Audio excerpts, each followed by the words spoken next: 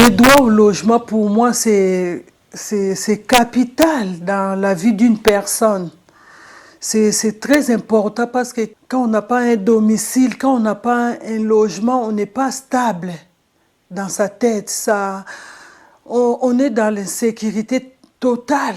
On ne sait pas si quand je vais appeler le 115, est-ce on va m'octroyer là où je peux passer la nuit.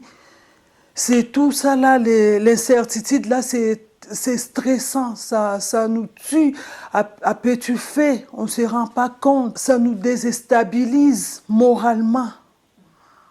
On n'est pas bien quand on n'a pas un logement. Selon moi, selon ma compréhension, l'intermédiation locative est là pour nous aider à signer un bail. Donc, comme moi, dans mon cas, dans le dispositif, là, on a signé le bail tripartite, moi, la Fondation Armée du Salut et le territoire Habitat. Donc, il est là aussi pour nous suivre, que tout ça se passe bien, que le facture est bien réglé au meilleur délai.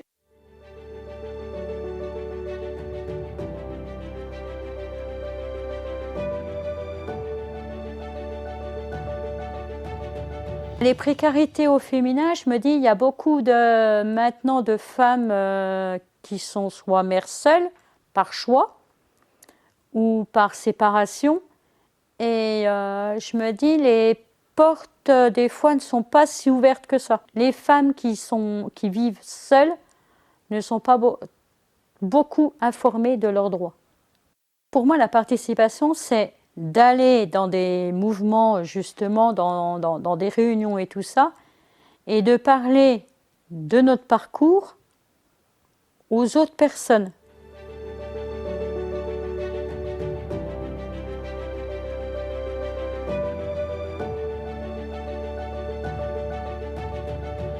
La précarité, pour moi, lorsque l'on parle de précarité, elle ne sera ni alimentaire, ni autre. Pour moi, la précarité, c'est vraiment une précarité médicale et une précarité intellectuelle. Au jour d'aujourd'hui, si vous n'avez pas à manger, il y a énormément de structures où vous pouvez manger. Je pense à la banque alimentaire, je pense au restaurant du cœur. Il y a un tas de choses où on peut manger pour pas grand-chose. Il y a quand même une entraide, hein. Les Français sont quand même assez entraidants. Donc non, la précarité alimentaire, non, ça ne m'a pas marqué. J'ai monté aussi une association il y a 5 ans où je fais beaucoup d'accompagnement. Ce qui m'a manqué à moi, j'essaye de l'apporter aux autres. J'essaye de faire le mieux que je peux, bien sûr. Alors, je ne suis pas parfaite, hein, loin de là. Mais tant que je peux aider les gens et les accompagner, c'est ce que je fais. Dans les gens que je rencontre, il n'y a pas de précarité alimentaire, même s'ils ont perdu leur travail. La plupart, il y en a beaucoup qui n'ont que le RSA. Ce qu'ils rencontrent eux aussi, c'est toujours pareil, la précarité médicale et la précarité culturelle. Le reste, non. Je pense que j'ai toujours été trop riche pour avoir le droit aux différentes aides et trop pauvre pour assurer ce que j'aurais voulu assurer à mes enfants. Un minimum, tout simplement un minimum, sans tomber dans la société de consommation que nous sommes à l'heure actuelle, sans leur offrir des vêtements de luxe ou des vêtements de marque comme j'aurais voulu, mais leur apporter le minimum, des lunettes adéquates, des dents correctes, des pieds rectifier, un appareillage au niveau des pieds, de pouvoir inviter les copains aussi à la maison, puis de dire, je me pose pas la question, on peut faire un gâteau comme tout le monde. Mais vous n'avez pas le droit aux aides. Le fait de travailler vous retire beaucoup d'aides. Déjà, pour me loger, je trouve un premier logement, tout va bien. 6 mois après, le propriétaire vend. Le nouveau propriétaire ne veut pas me garder dans ce logement, dans cette location, alors que j'avais toujours réglé mon loyer. La seule solution qu'a trouvée l'assistante sociale de l'époque, c'est de me mettre sur un terrain de camping, de me prêter une tente où j'étais avec mes enfants, sur un terrain de camping et les meubles autour. La précarité financière à ce niveau-là, par rapport à la nourriture, par rapport aux vêtements, a commencé à s'installer. C'était vraiment un problème de précarité. J'avais mon salaire, mais pas suffisant au départ pour rebondir et retrouver un logement.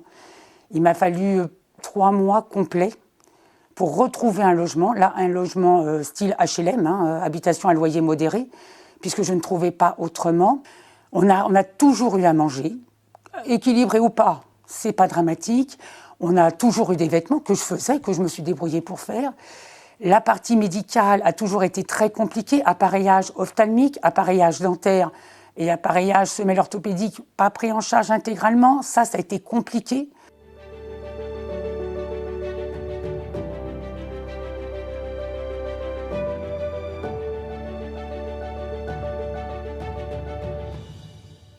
Oui, j'ai eu bénéficié d'actions avec le Secours catholique, où on allait en vacances à la mer avec les enfants sur une semaine. J'ai bénéficié de 3 ans de cette action. On est allé à Bandol, au Barcarès. On finissait par les centres d'activité, ce qui était le rêve pour les enfants, hein, Aqualand. Ça, oui, j'en ai bénéficié et c'est royal. Et c'est le plus difficile pour une femme déjà seule, malade, qui ne peut pas travailler comme elle veut. C'est compliqué en fait. Déjà nous booster, mais alors, si les autres nous tombent dessus encore en nous disant qu'on est des cassos, qu'on ne se bouge pas, qu'on est bien dans cette situation-là, alors que j'aimerais tellement pouvoir travailler et avoir des choses à raconter tous les soirs. Parce que chez moi, t'as fait quoi ? Le ménage, l'aspirateur, la couture, la nourriture, les courses. C'est tout ce que je raconte moi en fait le soir. Souvent, pas grand-chose, je me suis ennuyée. Et c'est compliqué d'avoir l'impression de ne pas être là, on est comme invisible en fait. Alors, j'ai des gros problèmes pulmonaires. J'ai eu une sarcoïdose que j'ai traînée pendant 25 ans. J'ai un poumon bien abîmé. Je suis une asthmatique à la base. J'aurais même pas dû prendre ce microbe. J'ai la fibromyalgie, c'est la fatigue chronique, les douleurs diffuses, jamais au même endroit, pas de sommeil réparateur, des crampes musculaires, c'est les migraines aussi, qui sont très difficiles à gérer. Et la vie d'avant, il faut juste l'oublier, il faut la réadapter en fonction de ce que votre corps vous dit. Si dès qu'il vous lance des alertes, il faut réagir. Il ne faut pas attendre de tomber. Au départ, c'est ce que j'ai fait. J'ai voulu battre la maladie. Il ne faut surtout pas. Il faut l'accepter. Et à partir du moment où vous l'acceptez, votre vie, elle est autre. Je ne suis pas reconnue nulle part. Donc, je me retrouve au RSA. Je n'ai pas suffisamment travaillé pour avoir l'invalidité, puisque j'ai toujours eu des problèmes de santé. Donc, c'est compliqué. On vit avec 500 € par mois. À peine 500 € par mois. Quand on a enlevé les factures, il ne reste plus grand-chose. Donc après, c'est système D. Moi, je n'ai pas beaucoup travaillé. Plus tard, je ne sais pas du tout ce que j'aurai comme retraite, pas grand-chose. Et ce n'est pas mes enfants qui vont financer, hein, ils n'y pourront pas. Donc oui, c'est compliqué quand on a du mal avec le travail et que du coup, je n'ai pas cotisé suffisamment. Donc plus tard, oui, j'aurai certainement des soucis financiers plus graves que maintenant encore. Parce que le RSA, au bout d'un moment, il s'arrête à partir du moment où vous êtes en retraite. Il y a une chose que je recommande aussi, c'est le permis citoyen. Sans permis, pas de voiture, vous n'avez pas de travail. J'ai un permis, mais je n'ai pas de voiture parce qu'au RSA, ce n'est pas accessible pour moi. Où je mange, où je conduis, donc c'est vite vu. Hein.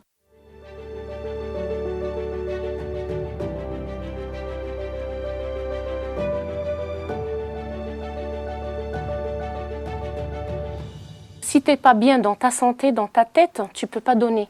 Tu ne peux pas être bien avec tes enfants. Et moi, je ne suis pas toute seule. Je ne peux pas être déprimée. Je ne peux pas entrer dans une dépression. Je peux pas. J'ai mes enfants. Financièrement, j'avais rien. Alors, l'écluse, ils m'ont aidé de faire la aide médicale de l'AME, qui m'a aidé de partir chez un généraliste. C'est un psychologue au CMP qui m'a aidé pour parler avec moi et mes enfants en même temps pour savoir est-ce que c'est le bon chemin. Au début, c'est ma fierté qui me dit non, je ne vais pas aller au restaurant du cœur pour demander l'argent par rapport à ce que j'ai vécu. Je n'ai jamais demandé l'argent à quelqu'un. C'était dur d'abord d'accepter, mais après, je vois ça, c'est rien. C'est-à-dire, pour moi, d'accepter des choses et de ne pas accepter quelqu'un de ne pas accepter de prendre du restaurant du cœur qui te donne, qui te connaît même pas, il te donne à manger, il te donne à nourrir, il te connaît même pas ton histoire, tant que t'es pas rien. C'était un soutien très, très, très touchant.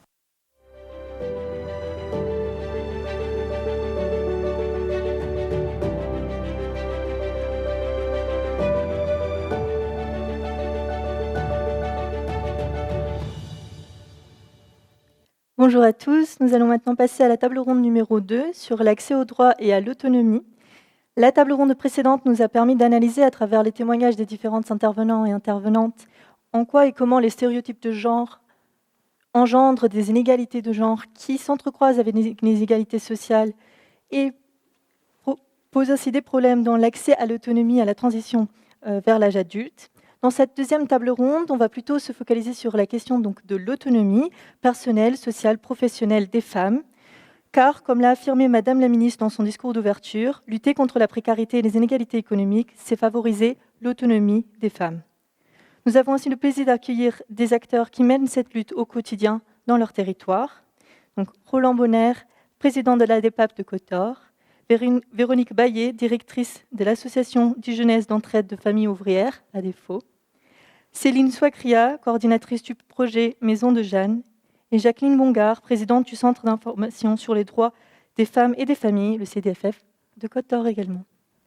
Bonjour à tous et merci. Nous allons commencer donc avec vous, Monsieur Bonner, président de la DEPAP, et sur les difficultés vécues par les jeunes sortant de l'ASE, et en particulier les jeunes femmes. Est-ce que vous pouvez un peu nous partager vos constats, et notamment au vu des conséquences de la situation de crise sanitaire et de crise sociale? Merci. Oui, bonjour. Donc, déjà, je fixe un peu le cadre, c'est-à-dire que nous sommes une association, et cette association, créée en 2015 en Côte d'Or seulement, elle a pour but d'aider justement les jeunes qui sortent de l'aide sociale à l'enfance, puisque nous avons un département où il y a très peu de contrats jeunes majeurs, contrairement à d'autres départements. Et donc, certaines jeunes se retrouvent à 18 ans, elles s'en vont de leur famille d'accueil, elles quittent le foyer ou la MEX où elles étaient placées, et elles se retrouvent isolées. Et vous savez comme moi qu'à 18 ans, on n'a pas forcément fini sa formation, on n'a pas fini ses études, et on n'a en ce moment pas de travail. Donc cette association, elle a une originalité, c'est-à-dire que ce sont des anciens de l'aide sociale à l'enfance qui l'ont créée. Alors, il n'y a pas que des anciens de l'aide sociale à l'enfance. Moi, je suis un ancien de l'aide sociale à l'enfance. On appelait ça l'assistance publique autrefois. Voilà. Mais nous avons aussi des tas de bénévoles aidants qui viennent nous aider, qui sont généralement des travailleurs sociaux, soit en activité, soit à la retraite. Et ces gens-là, ils viennent nous aider. Et nous avons, en gros, à l'heure actuelle, pour vous situer, nous avons 180 adhérents et nous avons 102 jeunes majeurs de 18-25 ans. Et 80, en gros, bénévoles aidants. Et je voudrais donner 2 éléments.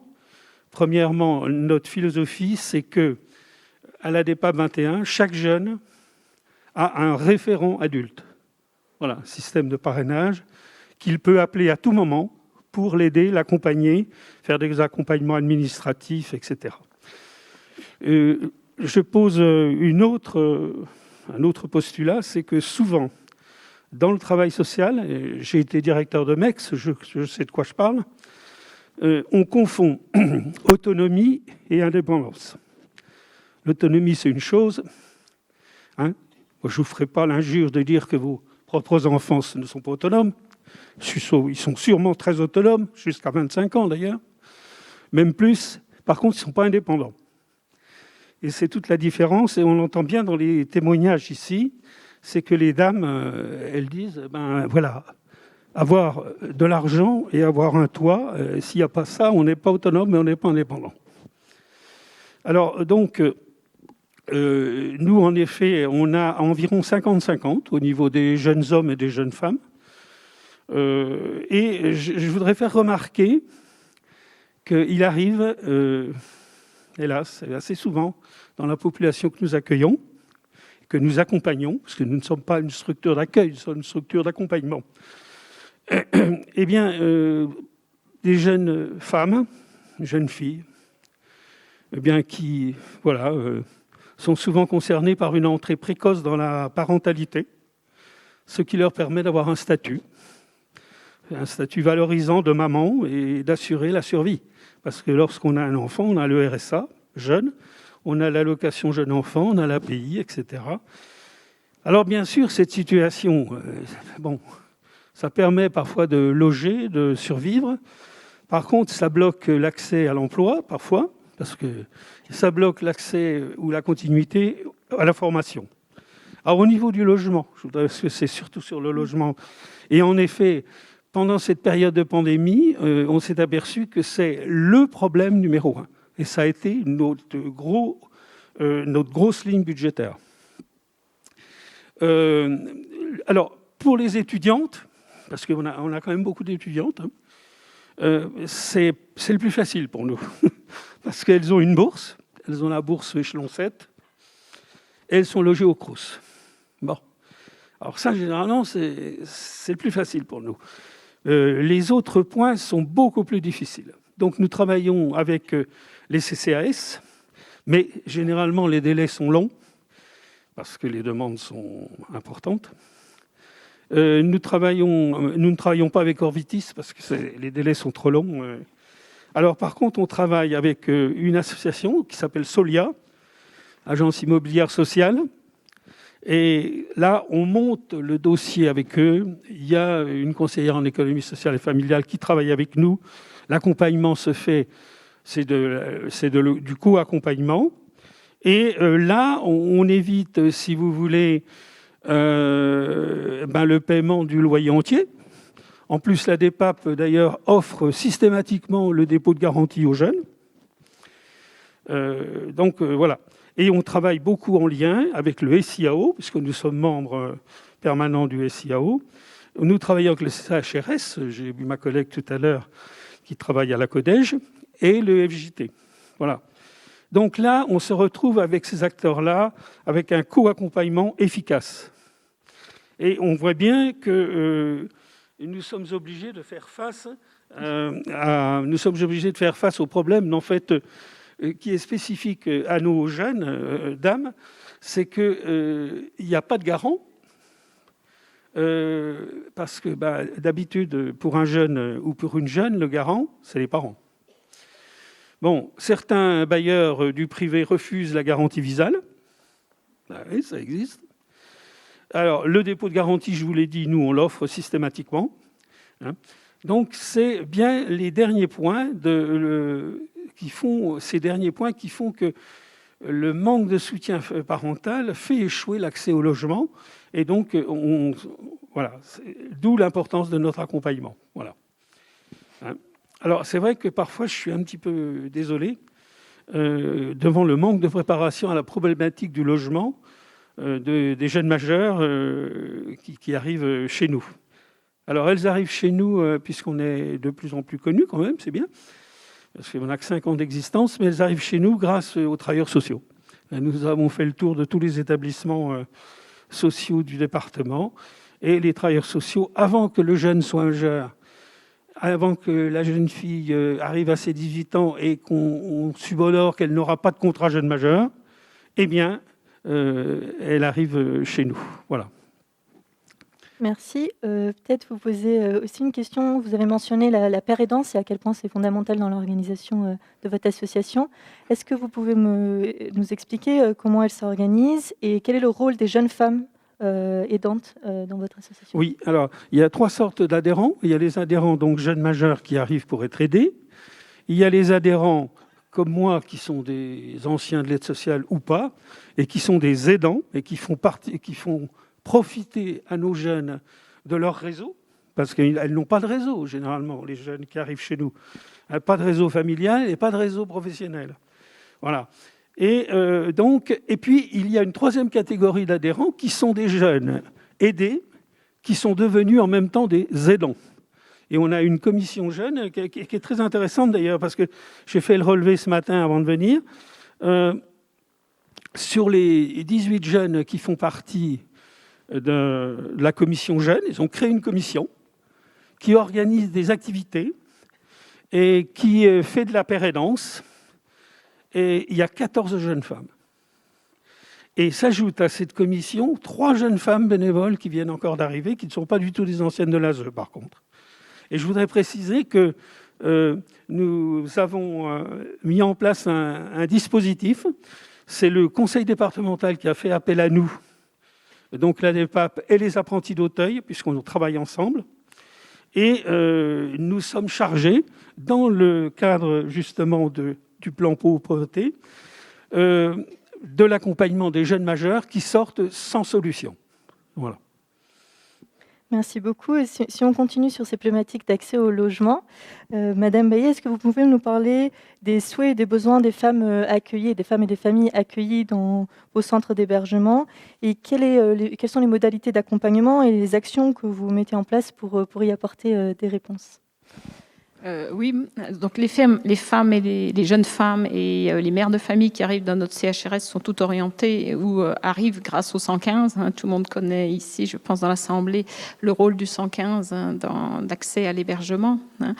Alors, ce qu'il faut savoir, c'est que quand ces femmes arrivent chez nous, c'est que tous les filets sociaux, que ce soit les filets familiaux, les filets amicaux, ne peuvent plus être actionnés. Ça veut dire qu'elles arrivent dans une situation dramatique, parce que quand vous n'avez plus du tout d'environnement social, c'est vraiment, je pense, quelque chose qui doit être très difficile à vivre.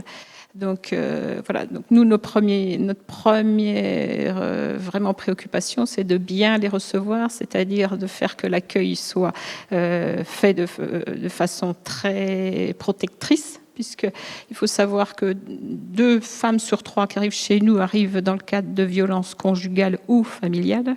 Je dis aussi ou familiales parce qu'il n'y a pas que les violences conjugales, surtout chez les jeunes femmes qui ne souhaitent pas effectivement vivre comme leur famille voudrait qu'elles souhaitent. Du coup, dans le cadre je parlais donc d'un accueil protecteur et aussi d'un accueil de mise en confiance, parce que effectivement, l'estime de soi doit en prendre vraiment un coup quand on arrive dans nos établissements. Voilà. Le deuxième aspect qui est important à traiter quand ces jeunes femmes arrivent chez nous ou moins jeunes, c'est l'insuffisance des ressources. L'insuffisance de ressources perturbe beaucoup le parcours de vie de ces personnes, que ce soit au niveau des besoins alimentaires, des besoins primaires, au niveau de l'accès aux soins, de l'insertion professionnelle. Donc je vais essayer effectivement de faire des focus plutôt là-dessus. Et puis les liens sociaux, parce qu'effectivement, sans argent, on ne peut pas beaucoup avoir accès aux loisirs, voilà. Mais je vais peut-être effectivement travailler plutôt sur ces 3 axes-là, parce que les personnes qui arrivent chez nous sont un tout. Donc, il y a beaucoup de choses sur lesquelles on pourrait travailler. Ce qui est important de dire, c'est qu'on essaie souvent, quand les personnes arrivent, quand elles sont installées, c'est de hiérarchiser ce qu'il y a à faire. Parce que je pense qu'il y a beaucoup de choses qui existent, que ce soit au niveau d'accès aux droits, au niveau de la santé, au niveau de la scolarité des enfants, au niveau de l'accès à l'emploi. Mais c'est très difficile, souvent, même pour nous, professionnels, des fois, de faire pour que les démarches soient efficaces. C'est quelque chose qu'on oublie des fois. C'est d'aider, parce qu'on ne prendra pas de décision à la place des personnes qu'on accueille, mais d'aider les personnes à hiérarchiser les démarches pour qu'elles soient efficaces, parce que des fois, il y a besoin des notions de temps qui sont importantes, c'est-à-dire qu'il faut avoir des ressources rapidement, on ne peut pas rester sans ressources très longtemps, même si le centre d'hébergement aide au niveau, ce qu'on appelle des enveloppes budget, quand les personnes ont des ressources qui sont interrompues, ça ne dure pas, ce n'est pas définitif. Le passage dans nos structures est contingenté, c'est-à-dire qu'il ne peut pas durer très longtemps. Les prises en charge sont 6 mois renouvelables. Voilà. Donc, je crois qu'effectivement, le travail des professionnels chez nous, c'est bien d'aider les personnes à comprendre ce qui est utile à faire, qui n'est pas la même chose pour l'une ou pour l'autre. Voilà. Ce que je voudrais dire aussi, qui est important, mais qui a été dit par beaucoup d'acteurs, c'est l'aspect santé, l'importance de l'aspect santé.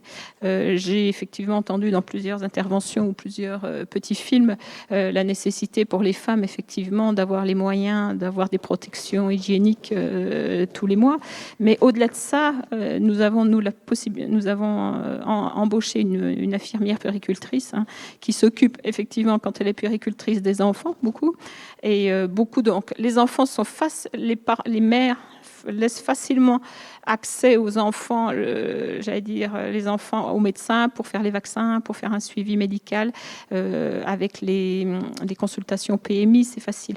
Mais pour elles-mêmes, souvent, elles sont négligentes pour le suivi gynécologique, pour le suivi cancer du sein, qui est quelque chose qui est tout à fait naturel quand on est un peu bien dans sa peau, de faire des mammographies. Nous rencontrons vraiment une population de femmes qui vraiment hésitent à faire tout ça. Et on le sait, c'est démontré, il y a quand même plus de maladies qui se développent dans des populations précaires. Donc, quand notre infirmière puéricultrice, quand elle est avec les femmes, elle est plutôt infirmière et elle aide effectivement à aller à pérenniser ces démarches pour qu'elles soient effectivement un automatisme. Voilà. Par rapport à la santé, il y a aussi la santé mentale. Beaucoup de femmes qui se sont exprimées ont dit « j'aurais bien aimé que quelqu'un m'accompagne psychologiquement ». C'est dur parce que soit elles sont toutes seules, soit elles sont avec des enfants. Tout a été remis en cause. Je rappelle quand même que quand elles arrivent chez nous, les enfants changent d'école. C'est quand même énorme pour des enfants de changer d'école en cours d'année, en sachant qu'ils pourront encore changer d'école dans la même année, puisqu'ils ne resteront pas très longtemps chez nous. Donc pour quelqu'un comme moi qui ai eu des enfants qui ont fait un parcours scolaire à peu près correct, ça paraît incroyable de penser que des enfants doivent subir le problème des adultes parce qu'effectivement, ils doivent changer d'école en cours d'année et changer de copains. Voilà. Merci. Allez-y si vous voulez ajouter. Je peux peut-être ajouter aussi quelque chose, pas sur la santé, mais sur l'aspect professionnel. Les femmes qu'on reçoit sont souvent effectivement ont très peu travaillé. Même si elles ont travaillé à temps partiel, elles ont travaillé sur des CDD. Ce qui est très compliqué à gérer, c'est l'activité et l'inactivité. Parce que vous êtes en activité pendant 2 semaines, parce que c'est pas 3 mois, c'est pas 1 an, c'est pas 6 mois, c'est 1 semaine, c'est 2 semaines. Et donc vous devez pendant 2 semaines trouver les moyens de faire garder vos enfants. Et pendant 1 mois, vous êtes à la maison et les enfants, effectivement, vous n'avez plus le même rythme. Voilà. Donc donc l'association a choisi d'être crèche à VIP. Je crois que la ministre en a parlé. Hein. Donc effectivement, ça permet que très rapidement, on puisse donner une place à des enfants qui doivent avoir un mode de garde, des enfants de moins de 3 ans qui ne sont pas scolarisés, qui doivent avoir un mode de garde pour que les mères puissent travailler aussi vite que possible, et puis que ces femmes soient accompagnées aussi dans leur reprise de travail ou de formation. Voilà. Merci beaucoup pour cet témoignage très complet. Je vais passer ma parole maintenant à Madame Souakria, qui porte un projet qui essaye d'apporter des réponses à des jeunes mères célibataires âgées entre les 18 et les 25 ans. Et donc c'est un projet qui englobe tous ces axes, le logement, les soins, la parentalité, les modes de garde, etc. Donc est-ce que vous pouvez nous en dire quelques mots sur le parcours des femmes que vous allez accueillir dans ce futur projet? Alors déjà, tout d'abord, merci de nous accueillir, puisqu'on est vraiment les petits poussets, je pense, de cette conférence. On est encore en projet. Nous espérons pouvoir ouvrir notre maison en septembre 2021. Donc on est parti, notre équipe, les membres du bureau, donc qui sont issus de l'éducation nationale, qui sont travailleurs sociaux, qui dirigent également des établissements publics d'insertion pour les jeunes. On a fait chacun un constat de dire pour ces jeunes mamans, qu'est-ce qui se passe quand quand les futures mamans apprennent leur grossesse? Alors souvent, elles étaient soit obligées d'arrêter leur formation. Donc ça, c'était le directeur de l'EPID. Et puis, en tant qu'enseignante, je voyais de plus en plus souvent de jeunes mamans arriver avec des enfants la première grossesse étant de plus en plus précoce, et surtout ces difficultés à mener de front une vie de maman, mais aussi de pouvoir se lancer dans l'insertion professionnelle. Puisque, voilà, vous m'avez posé la question, quelles sont les ruptures? La première rupture, souvent, a eu lieu avec l'école.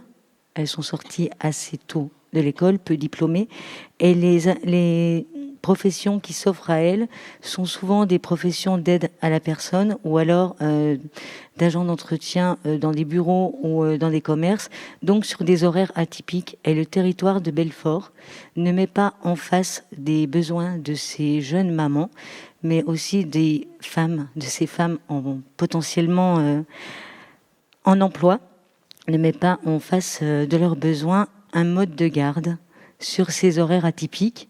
Alors voilà, l'idée qu'on a eue, c'est de dire on va essayer de travailler pour lever les freins à l'insertion professionnelle. 3 freins largement évoqués aujourd'hui. Le logement, donc dans notre maison, il y aura, alors je dis bien une maison, hein, c'est vraiment important pour nous, cette maison à taille humaine. Donc dans cette maison, il y aura 7 appartements, 7 petits T1 ou T2, principalement des T2, complètement équipés. et qui proposeront aussi aux jeunes mamans qui vont arriver avec leurs enfants les premiers jours de nourriture pour que la maman qui arrive en urgence n'ait vraiment, on va dire, que ce lien avec son enfant et à s'occuper et surtout à poser ses valises. Donc le logement. Ensuite, tout ce qui est en lien avec la santé, donc un travail partenarial avec le centre de planification, avec des associations ou des dispositifs donc de l'ARS comme la DDSEA par exemple pour tout ce qui est suivi pour les maladies chroniques, et puis aussi un travail pour restaurer l'estime de soi et la confiance en soi, parce que c'est quand même important de pouvoir réparer voilà, la femme qui, comme vous l'avez dit très justement, quand on arrive dans des dispositifs comme celui-ci, avec un enfant à charge, je pense que l'estime de soi et la confiance en soi, c'est vraiment primordial pour pouvoir après appréhender le domaine du travail et puis pouvoir se présenter la plus forte possible devant un employeur. Et bien sûr, le troisième levier, c'est cette micro-crèche à horaire atypique au sein même de la maison. C'est-à-dire, quand je prends le travail à 6h30, 7h du matin, je ne cours pas, je ne vais pas dans le bus, parce qu'il y a la mobilité, on en a peu parlé, mais souvent, elles n'ont pas le permis. Je ne cours pas dans le bus avec mon petit. Tout simplement, je le sors de son lit, on espère qu'elle ne le réveillera pas, et je le pose juste à l'étage du dessous, dans la micro-crèche. Donc, on a vraiment aussi un point de vigilance, c'est que cette micro-crèche, elle soit un milieu familial. Vraiment, c'est vraiment l'idée d'une maison cocon. Donc, avec un cadre, avec des objectifs, on n'est pas dans l'angélisme, mais en tout cas, permettre à la maman d'être suffisamment rassurée sur l'équilibre de son enfant. Et puis, on l'a dit aussi, l'école, c'est tellement important. On espère aussi que dans cette micro-crèche, justement, le petit trouvera les conditions pour développer son bien-être, son éveil et sa socialisation, pour à un moment pouvoir appréhender sa scolarité dans les meilleures conditions dès le départ. Alors on se dit souvent les rêveurs aux pieds sur terre. Voilà, ce qu'on espère à un moment, c'est couper cette chaîne et puis qu'ils ne soient pas obligés d'attendre 6 générations pour que les enfants puissent acquérir ou rêver du revenu moyen. Merci beaucoup, merci pour ce beau témoignage. Et nous allons finir avec Madame Bongard qui va nous parler plus de l'axe, donc accès au droit, mais aussi effectivement sur ces questions d'accompagnement, tant du point de vue psychologique, mais aussi d'accès à la justice. Donc, est-ce que vous pouvez nous dire quelles sont les actions mises en place par le CDFF pour favoriser l'accompagnement des femmes vers l'autonomie? Et au regard de votre expérience, qu'est-ce qui reste à développer, à améliorer pour aller vers un accompagnement global? Voilà. Merci aussi de votre accueil. Donc, la question que vous m'avez posée, la première question, favoriser l'accompagnement des femmes vers l'autonomie, je retrouve pile l'objectif, l'objet social de l'association que je vais vous livrer, comme ça. Et donc, objet social principal, de mettre à disposition des femmes et des familles, dans des permanences juridiques prévues à cet effet, toute information juridique, familiale, sociale, professionnelle, économique, éducative et de santé tendant à promouvoir les droits des femmes et l'égalité entre les femmes et les hommes, ainsi qu'à lutter contre les violences et les préjugés sexistes. Voilà, ça c'est vraiment notre grand chapeau. Vous dire que en France, il y a 103 CIDFF aujourd'hui et qu'il y en a un par département sur la Bourgogne-Franche-Comté. Voilà. Donc ça situe un petit peu l'importance du réseau national des CIDFF sur cet accès au droit. Très basiquement, on a des permanences gratuites et anonymes, je précise, dans lesquelles on va recevoir bien sûr des femmes, mais aussi des hommes. Mais bon, évidemment, plus de femmes. On est à peu près à 75% de femmes et 25% d'hommes. Et on va les aider à réfléchir à leur situation. Et on va, avec elles, envisager des solutions parce qu'on va avoir une approche bienveillante, une écoute bienveillante et professionnelle. Pardon. Je précise que, obligatoirement, ce sont des juristes qui reçoivent sur cet accès au droit, parce qu'il y a d'autres CIDF qui ont d'autres actions sur l'emploi, etc., que nous, on ne fait pas. Donc, Bac+4, Bac+5, spécialisés notamment en droit de la famille, en droit du travail et en droit des étrangers.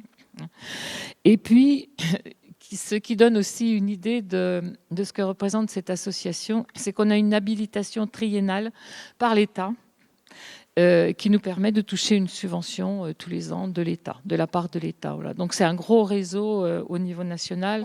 J'ai d'ailleurs rencontré Madame Romero il y a 15 jours, enfin quand elle a parlé de son séjour chez nous, à la préfecture, plutôt sur la question de l'accueil des femmes victimes de violences.